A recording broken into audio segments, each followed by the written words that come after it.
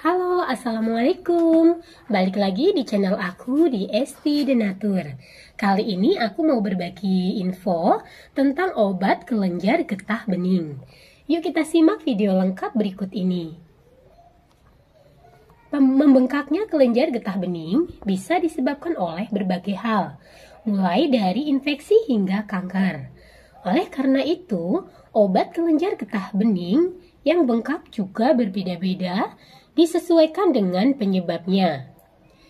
Kelenjar getah bening merupakan bagian dari sistem limfatik yang berfungsi untuk melindungi tubuh dari kuman, virus, dan parasit penyebab infeksi, serta sel kanker dan zat beracun. Kelenjar ini tersebar di berbagai bagian tubuh, antara lain leher, telinga, ketiak, dan lipatan paha. Salah satu gangguan yang umum terjadi pada kelenjar getah bening adalah pembengkakan kelenjar getah bening. Kondisi ini umumnya disebabkan oleh infeksi. Namun, ada beberapa kasus pembengkakan kelenjar getah bening juga dapat disebabkan oleh penyakit autoimun atau kanker.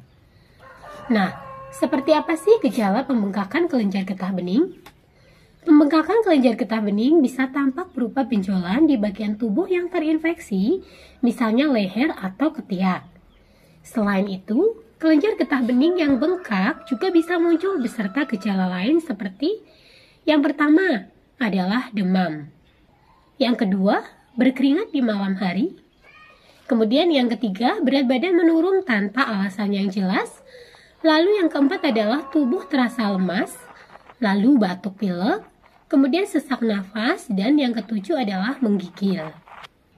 Nah, obat untuk kelenjar getah bening yang bengkak itu seperti apa ya yang baik? Untuk pengobatan pembengkakan kelenjar getah bening harus disesuaikan dengan penyebab, lokasi pembengkakan, tingkat keparahan, dan kondisi kesehatan pasien secara keseluruhan. Oleh karena itu, diperlukan pemeriksaan oleh dokter lebih dahulu sebelum diberikan penanganan. Dalam mendiagnosis dan mencari tahu penyebab pembengkakan kelenjar getah bening pada pasien, dokter akan melakukan pemeriksaan fisik.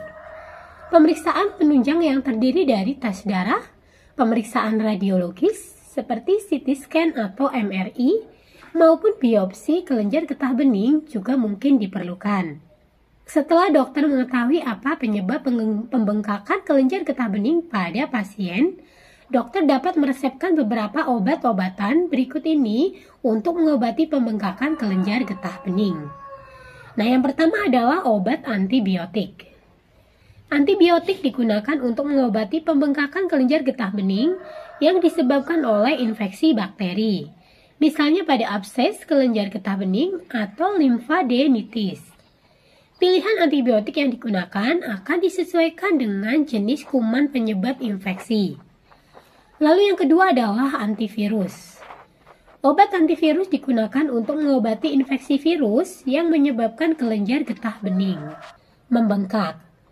Obat ini biasanya digunakan untuk mengobati penyakit infeksi virus seperti infeksi herpes simplex dan infeksi HIV. Lalu obat yang ketiga adalah antiparasit. Infeksi cacing atau parasit, misalnya filariasis, dapat membuat aliran getah bening tersumbat dan menyebabkan kelenjar getah bening bengkak. Untuk mengobatinya, dokter dapat meresepkan obat antiparasit. Lalu yang keempat adalah antituberkulosis. Salah satu obat kelenjar getah bening yang bengkak adalah obat golongan antituberkulosis atau OAT, seperti isoniazid, rifampicin, umumnya digunakan untuk mengobati pembengkakan kelenjar getah bening akibat tuberkulosis atau TB kelenjar. Lalu yang kelima adalah dengan kemoterapi. Kemoterapi digunakan apabila pembengkakan kelenjar getah bening disebabkan oleh kanker. Namun, selain kemoterapi, penanganan kanker juga bisa dilakukan dengan radioterapi atau operasi pengangkatan kanker. Pada dasarnya, penanganan yang dilakukan akan disesuaikan dengan tingkat keganasan atau stadium kanker itu sendiri. Lalu yang keenam adalah dengan kortikosteroid. Jika pembengkakan kelenjar getah bening disebabkan oleh penyakit autoimun seperti lupus atau rheumatoid arthritis, maka dokter dapat memberikan obat kortikosteroid untuk menekan daya tahan tubuh agar tidak menimbulkan peradangan dan pembengkakan di kelenjar getah bening. Selain itu, dokter biasanya juga akan memberikan obat-obatan lain seperti obat antiinflamasi non-steroid dan imunosupresan untuk mengatasi pembengkakan kelenjar getah bening akibat penyakit autoimun. Selain menggunakan obat-obatan dari dokter, Anda juga dapat meringankan pembengkakan dan rasa sakit pada kelenjar getah bening dengan kompres hangat. Selama menjalani pengobatan untuk mengatasi kelenjar getah bening yang bengkak, Anda juga perlu memastikan waktu istirahat terpenuhi dengan tidur setidaknya 7-9 jam setiap malam agar bisa lebih cepat pulih. Nah, bagi yang saat ini mengalami keluhan pembengkakan kelenjar getah bening dan sedang mencari produk racikan herba sebagai alternatif pengobatan, kami dari Denatur Indonesia ini memiliki produk herbal untuk membantu mengatasi keluhan tersebut. Nah, produknya ada apa saja? Untuk produknya sendiri ada 2 macam, yaitu terdiri dari sirsak Denatur dan tipogel Denatur, di mana produknya ini sangat mudah dikonsumsi karena berbentuk kapsul dan tidak perlu khawatir karena bahan-bahannya terbuat dari racikan bahan herbal alami.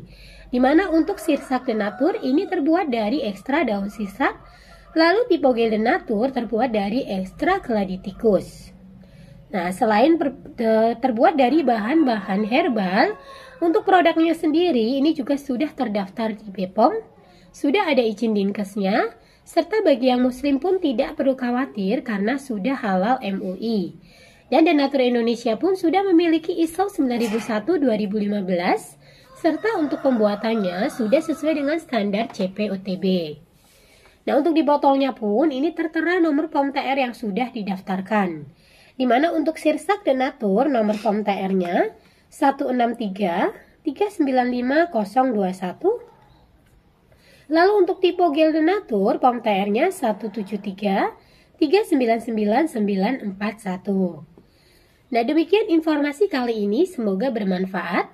Bagi yang ingin memesan produknya, silahkan langsung hubungi saja kontak kami di nomor 081 329 878 999. Sampai jumpa di video berikutnya. Terima kasih. Wassalamualaikum warahmatullahi wabarakatuh.